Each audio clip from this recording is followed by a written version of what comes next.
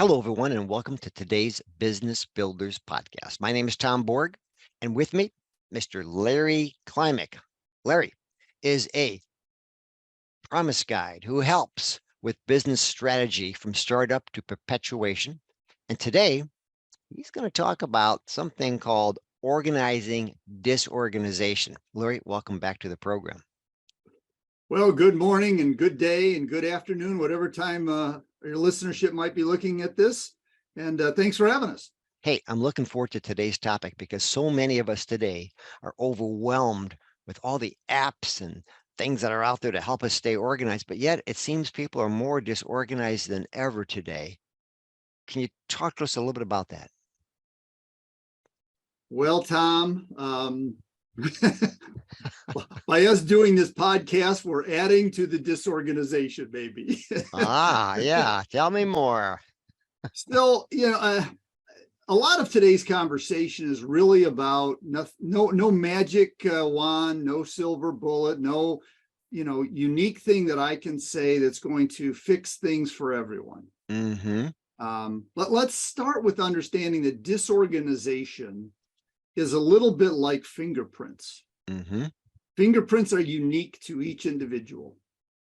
And so the way we view disorganization or organization of that disorganization is going to be unique to each one of us. And we each have to find how our fingerprint, that biometric piece, opens up that unique app into the world of accomplishment. I'll give you an example. Years ago, I had a variety of offices when I was in the high-tech industry. And I took over a new office out in Denver, Colorado.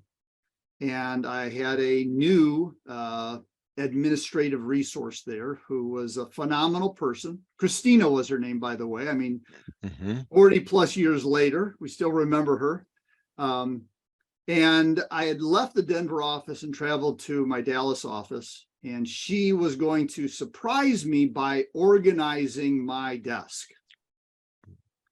So she apparently went in there and started putting things in folders and files. And I called from Dallas and I said, Christina, please go into my office, sit at my desk, reach your left hand to the left-hand corner of my desk. There's a basket there. Go about 3/4 of the way down. You're going to find a yellow sheet of paper. Could you kindly pull that out and fax it to me? There was this dead silence on the phone. I couldn't figure out what had gone wrong. I thought maybe a disconnection. And she says, well, I was going to surprise you. I took all those papers that were in your in basket and I put them in folders and I filed them for you. Oh, boy. So my desk, in her view, was disorganized. In my way of succeeding, I knew exactly where it was. I knew exactly how to get to it. And with some simple instructions, in my opinion, we could find the yellow piece of paper and she could fax it to me. Back in the days of faxing. Today, we would have to scan it and email it and the like.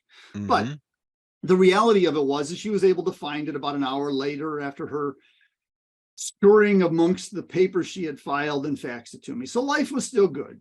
But it's a really clear example, and I have used it as a way to help organizations understand that disorganization or a cluttered desk or, filing system, that is unique to the individual is important, that they can know where stuff is on their accord. And now, obviously, if you have to share things amongst members, it's important that you have some consistency. You're going to file stuff with A under A and B under B or so forth. But, the reality of it is that each of us has to find that method, that system, that approach that best aligns with how we operate. For some of your guests that are watching, they're familiar because I know you're a practitioner in the DISC model. For those listening, I'm a high D, high C, and a very low I and a very low S. So in my normal mode of operation, I'm running pretty much full out. I like problem solving. I like making decisions and moving on, but I also fight with a me conflict that says I want to do it right the first time. And so, my need for organization has to fit that model. Mm-hmm. So by having, if you were to look at my desk, and I'm not going to pan over that way, many people might think it looks disorganized because it does not have a lot of physical desk space. It has a blotter, it has a calendar on it, which helps me keep some notes. It has a file folder system and like. The reality of it is that I know where everything is on that desk and can go to it in a split second. Much like my PC. I know I have a folder filing system on my PC that helps me organize. And when I'm talking with clients, I help them start to organize. A lot of times people will keep lots of data inside of their email. And they will simply, they'll search by last name or topic or something to find an email. In my case, I actually have a foldering system on my PC that allows me to go to a particular client, to a particular year, to a particular topic, so that I can very quickly, with 3 clicks, get to content that is pertinent to what was associated with that client, year, and topic. Sounds outstanding. All of these are nothing magical. They take a little bit of time. And one of the reasons disorganization exists today is because we didn't set up systems gradually. I am fortunate. I started when the technology was very infant. I did have an IBM PC with dual floppy drives. Sure. Yeah. And started the organization process at that time. For someone to organize a new PC and start to try and categorize things, it may be a little bit more of a challenge, but the efficiency that a person may get by taking that time and organizing in that way, it may appear disorganized to you or to another individual, but to the consumer, the user of that data, as long as they know how to get to it and they can be functional with it. Now, we've been bombarded. The amount of data, the amount of, as you indicated, the amount of user interface points that we have is I'm not going to say can be, I'm going to say is overwhelming. Yes, it is. And we have to take the time to figure out what tools we are going to use to support an even more important piece, and that is the discipline we create to use them. One of the larger challenges, that I see with this bombardment of data points is an absence of discipline. And then the second part of that is the absence of accountability to the discipline. Data management, information management, noise management is about having some understanding of what's important, what's not important. I mean, the old Johari window, important, not important, that kind of a thing. Again, if we don't have mechanisms to help support and sort and filter the views of volumes of data points, it's all just, a big yarn ball.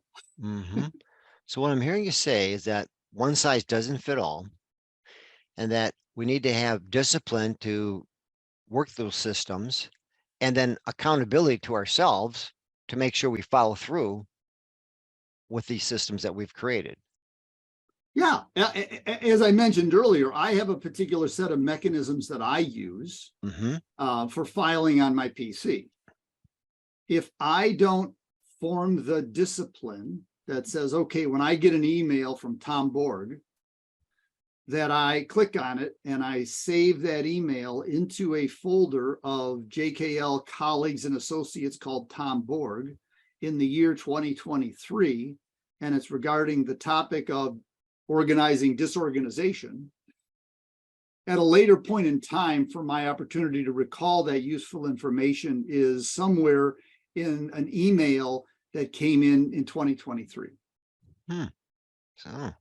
So again, if I don't set something up, having a mechanism, and then secondly, follow the policy or the procedure I made with myself and hold myself accountable to that discipline, again, the exercise of setting it up has been fruitless. Yeah. I look at it this way. Many small businesses, we start a business on, the old joke is on a napkin at a local, bar or restaurant. Mm-hmm. And then the business grows to where we have employees, and we have to have a way to keep track of our employees. So we get, HR involved, and we have payroll. And if we don't have the discipline to collect timesheets or some means to collect contribution of time, when it comes to a payroll, what do you guess at how much time a person has? No, of course not.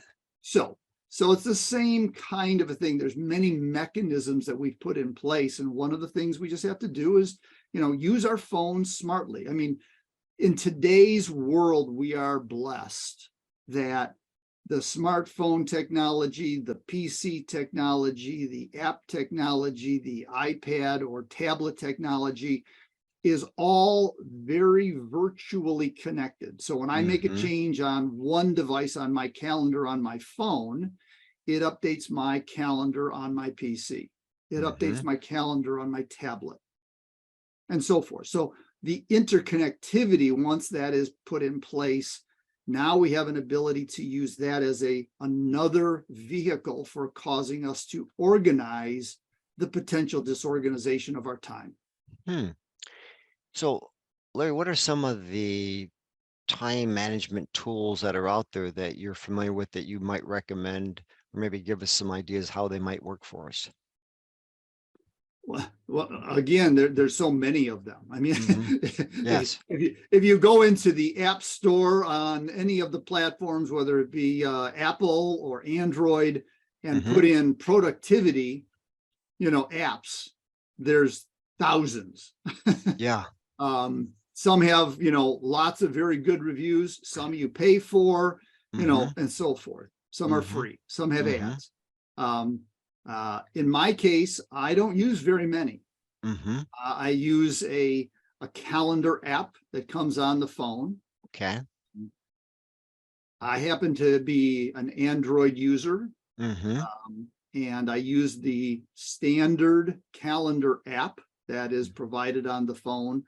I shouldn't say standard. I use the Outlook because I'm a Microsoft PC person. So I use the Outlook app along with the Outlook on my PC for synergizing my calendar and my to-do list and my contacts. Those three components, if you will, work hand in hand, because each day or part of my discipline is that, at the beginning, the end of one week prior to the next week, I review my entire next week's schedule. So on Friday morning, I advise all of my contacts, much like we did this today. You received an email from me affirming that we had a meeting today. I do that with every single client for the following week. Two things happen with the result of that. One, I'm putting in my short-term memory next week's schedule, just in case I leave my phone at home. The second piece of it is that many times stuff happens and my client contacts have to make an alteration to the schedule. Right. They're getting it on the Friday prior to the weekend, prior to next week. So it's causing them to say, oh, I have that. Oh, maybe there's a conflict. And I have averted numerous scheduling problems 3 to 5 to 7 days in advance. We can then clean it up and make the rescheduled adjustment. Right. That makes sense. Additionally, I'm looking at my to-do list, my tasks, things that are scheduled for specific deliverables, making sure that those, and in my case, I'm high compliant. I see, before I am done for the business day, those items which are on my to-do list for that day are complete. They are complete. Unless I say that 95%, there may be something on there that I put on there as a wishful fill-in if I had some time, which will then scale to the next day and or another time. But generally speaking, the discipline and the accountability to myself is that I will put it on the list for a given date, and then I will schedule my time accordingly. In fact, I put to-do list time on my calendar. That sounds because if I'm not planning in time to get the things accomplished that are going to be urgent or important or critical, then they must not be urgent and important if I'm not allocating time to the matter. Right. Makes sense. Time is like money, and I have to spend it accordingly. So, Larry, what do you find to be one of the biggest challenges for business owners when it comes to managing their time? One of them. That's a loaded question. Yeah, I know it is. I'm going to go back to my earlier statement. It's unique for each one of them. Right now, there is so much coming at them. They're drinking through the fire hose. And so, we have the dynamics of whatever business they are in. We have the dynamics of the employee dynamics, either attracting or retaining employees, which is taking up a real chunk of time. They're still trying to navigate all of the other economic dynamics for their business. They have supply chain issues. There's just a variety of dynamics which are all apparently seeming to be urgent. And so what happens is they don't even get the items of Monday accomplished before Friday arrives. So I mean, the best thing I can suggest to the very busy small, medium, large business owner is that they have to take an investment of time on a regular and recurring basis to evaluate what must get done first. And it's not always the easy things. I mean, one of the things that tends to happen is, I've got a couple of these 3 or 4 little things. I'm going to do them because they'll make me feel like I'm accomplishing something. Yeah. And I can relate to that. But at the end of the day, what needs to be done that is aligned with your business strategy? And that's why, you said earlier, business strategy in my world aligns to where energy flows. Right. By defining your core purpose and having core values to keep you on track and having a vivid vision for where you're going, that's going to help align your time, your organization of your disorganization, on what is going to be most critical and most important to moving your business in the direction you have strategically decided to take it. Well, that makes a lot of sense, just because people are running a business, they have a purpose, a mission, a vision for all of that. And if they're not doing or prioritizing the things that need to be done that support that purpose of their business, then they're not using their time as effectively as they could be, for sure. Yeah, I've once heard it's easy to major in the minors when it comes to tasks, but you're right on the mark with that. So sometimes people get so scattered that they lose sight of what the purpose of that business is, and that day what they should be doing to support that and move it forward. And they get distracted by all these other shiny objects or disruptions or challenges that take them off center. Absolutely. And they can't beat themselves up for it because the volume of stuff coming at them is numerous. They really need an opportunity. If they don't have a means to sort through it, to organize through it. Many years ago, I had an opportunity to be out in Los Angeles, and I was taken through the police academy with an instructor. And one of the things at the time they did was they would walk the cadets and even the senior veterans through a landscape, a physical landscape, where they had to determine whether they would discharge a firearm based upon whether it was, friend or foe. Mm. And these images would pop up and they would have to make a choice, an instantaneous choice as to whether they would discharge or not discharge their firearm. And it kind of reminds me to the same thing we as business leaders must do. These events happen, they pop up in front of us, and we have to evaluate spur of the moment. Do I engage in this activity, or do I put it on my to-do list? And it's not, it's complex, because many times you'll get a conflicting set of goods or a conflicting set of bads where they both need to be addressed. Right. And Makes so sense. in the moment, we need a methodology, a system that keeps us focused on what we're doing. Otherwise, we get distracted. So where do you draw the line and say, wait a minute, this item or task that needs to be done, either I should do it or maybe I should be delegating this? How do you help that decision maker make that choice? Well, first of all, they have to learn the discipline of delegating.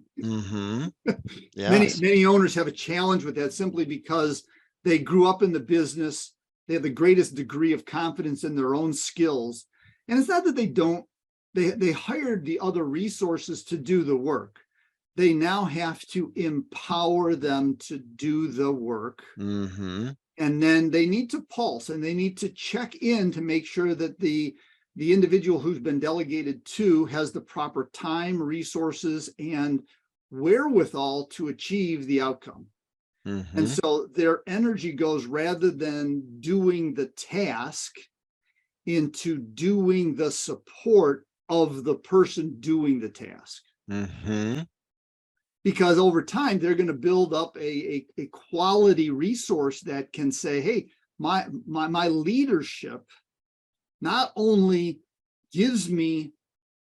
delegates to me, but they trust me that I can get it done, and they're there to support me when I need help. I mean, one of the things, and it's not really a topic for today, maybe a future topic, is that people in the workplace, they're looking to be trusted. Yes, they are. And delegation is a great way to organize the disorganization, when the owner has the discipline to delegate, and they don't just throw the delegation down or sideways or up. They follow through the backside of it, ensuring that the person who carrying the ball has the tools, the time, and the necessary acumen to do it. Right. Yeah, that definitely would be a topic for a future conversation here. But that's a big challenge, I think, for a number of business owners. They're so good at doing the things they're doing that got their business to be successful. It's hard for them to let go and realize that maybe a better use of their time is doing more of the working on the business rather than in the business, as we've all heard. Yep. So yeah, that makes sense. But it's a difficult decision to make for many of these business owners. Yeah, it's no different than the person who is being given the tasks to do. They may or may not be ready to do the task. Most of the time, they're not. And it's Right. not to say that they're not good people. They don't. It just means that this is maybe something they have not had the time or the experience. And secondly, they aren't necessarily sure what the expectation of the owner is for accomplishment. Right. So as a part of that delegation process, it's really important for an owner, a leader, when delegating, to not just give them the quote unquote item to do, but to take the time to very, authentically identify the expectation of the outcome, of the contribution of that, because it helps that person see how they tie into the overall bigger picture. I'm delegating this task to you, but that task fits into our company's success this way, and therefore the expectation of the outcome of the deliverable of it is important because of that. Now people, they take a different level of ownership when they know how they're contributing, as opposed to just doing. That's right. And I think that's a good point that you brought up there, that we needed to seriously consider this business of delegating and understand it's a process, and the person's not going to get it the first time. And it should be part of a learning process for that person to actually learn that task you're delegating, as well as for the person delegating to understand that they need to go through a process of letting go and making sure that the person they're delegating to is going to be able to eventually learn how to do this, right? This person took years to learn it, and now they're just going to delegate it in 10 minutes. Can't expect that person we're delegating it to be as sharp and as experienced as we are, because we've had all those years of prior practice. Yeah. Yeah. You raise a really important point there, in that the expectation we hold to ourselves to is sometimes unrealistic to the expectation of a person who they maybe have even done it multiple times. Mm-hmm. But if we as the leader do not take the appropriate support mechanisms to make sure that we articulate the expectation. Mm-hmm. And then, I built part of my discipline of time control, time management, organizing disorganization on the tool from years ago called the Franklin Planner. Mm-hmm. And I would take my new hires out, and we would go to the Franklin Planner store when those existed. Mm-hmm. And we would have them, I'd buy them a Franklin Planner of their choosing. Mm-hmm. But when we would have a meeting and we would delegate something, we would not only identify the expectations of the deliverable of the contribution, but we would equally identify checkup points, milestone points. And early on in the development, I would check in with them. As time went on, when we set checkup points or milestone points, it was their responsibility to update me on their progress. Mm-hmm. So we were effectively coaching them, mentoring them into a model that said, okay, if the deliverable is, 6 weeks out, Mm-hmm. At the end of week 1, I would say, I'm going to pulse you. And I would, either pick up the phone, and I would go visit their office, and I'd say, how we doing? You're a week in, any questions that you discovered since we talked? And then 3 weeks later, and then a week before it was due, kind of a thing. Mm-hmm. Then in the next round of a delegation, we would have them, we'd mutually agree to the checkpoints, but then rather than me chasing them, they had to update me, a voicemail, an email, a face-to-face, and it was burdened upon them to take the accountability. Now, I still had that written down in my book. Mm-hmm. Sure. But they took the accountability for updating on the progress. Mm-hmm. It also did one very marvelous thing. It allowed them to have open communication when they were experiencing difficulty. Mm-hmm. Rather than waiting until the last minute and it failing, Yeah. we had points along the time when they could open up and say, this isn't working the way I had planned. I need more resources. I need more time. I need more expertise. Mm-hmm. It gave them a channel by which much cleaner, more productive communication happened earlier in the process, rather than having to do a catastrophic last-minute bailout. Makes sense. That's a great way to do it. That's definitely a topic we need to dive into the next time, Larry. This is good information for our listeners today. Well, I'll tell you what, we're just about at the end of our time. So what's the best way for our listeners to get a hold of you? Should they want to have a chat? Yeah, with well, you? I mean, the easiest way is to go out to our website, www.jklassociates.com. We have offices both in Michigan as well as in Florida. All the phone numbers and all the contact information is there. If they want to reach out personally to me, be more than happy to, listen. Sure. And that can be at Larry@jklassociates.com. Okay, we'll make sure we get that up on the screen as well. So, all right, well, listen, once again, thank you so much for being on our program today. Always a wealth of knowledge and wisdom, and we appreciate you very much. Appreciate for being here, and hopefully, as I like to say, it's great if your listeners listen, I'd be really excited if they just took one item and did something with it. That's it. That's the secret. Thank you, Larry. Very good, Tom.